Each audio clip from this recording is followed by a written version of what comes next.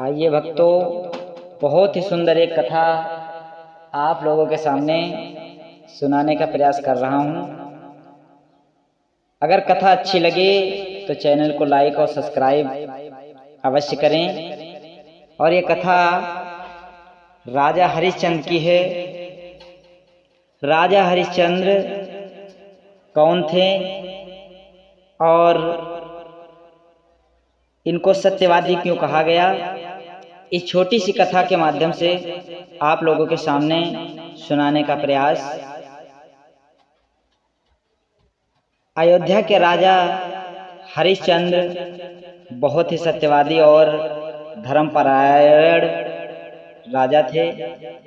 वे भगवान राम के पूर्वज, वे अपने सत्य धर्म का पालन करने वाले और वचनों को निभाने के लिए राजपाट छोड़कर अपनी पत्नी और बच्चे के साथ जंगल चले गए।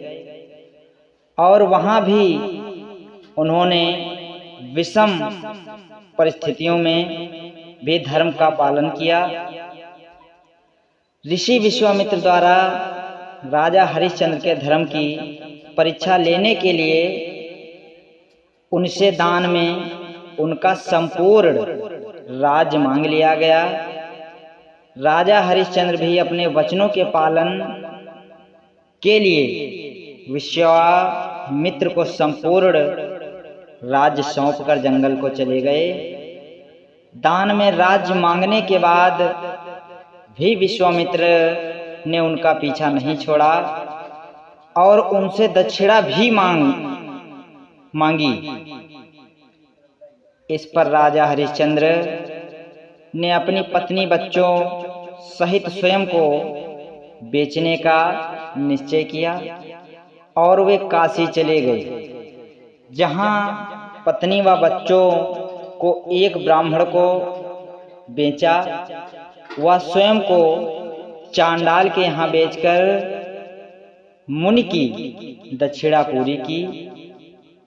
राजा हरिश्चंद्र शमशान में कर वसूली का काम करने लगे।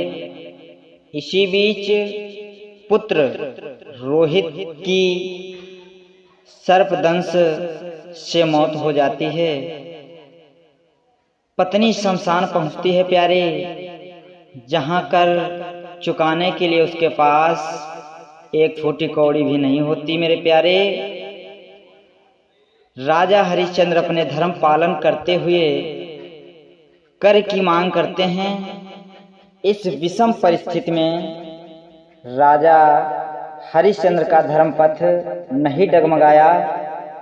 विश्वामित्र अपनी अंतिम चाल चलते हुए राजा हरिश्चंद्र की पत्नी को डायन का आरोप लगाकर उसे मरवाने के लिए राजा हरिश्चंद्र को काम सौंपते हैं। इस पर राजा हरिश्चंद्र आंखों पर पट्टी बांधकर जैसे ही वार करते हैं, स्वयं सत्यदेव प्रकट होकर उसे बचाते हैं। वही विश्वामित्र भी हरिश्चंद्र के सत्य पालन धर्म से प्रसन्न होकर सारा साम्राज्य वापस कर देते हैं। राजा हरिश्चंद्र के शासन में जनता सभी प्रकार से सुखी और शांतिपूर्ण थी।